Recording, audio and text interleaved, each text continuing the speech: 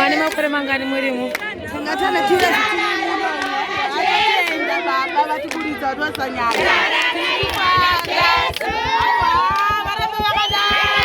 Muchadzoka futi here.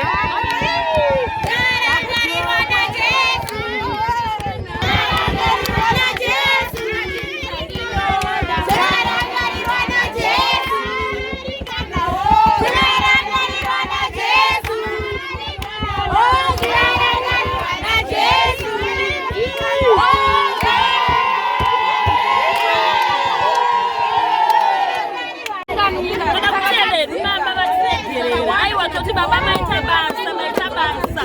Aiwa zvakaoma wedu wetakunoona mhuri. Tinoti baba musaitire isu chete muzvetione vamwe. Aiwa maita basa. Tiri kunzwa kufara. Ndikunzwa kufara. Mama ne makore mangani murimo? Ndakatongwa 6 months.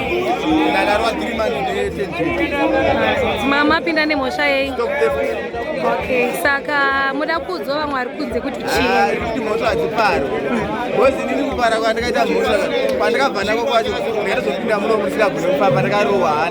Ndakatishomisa saka kuti mhosva hadziparo. Siyai vakomana siyai.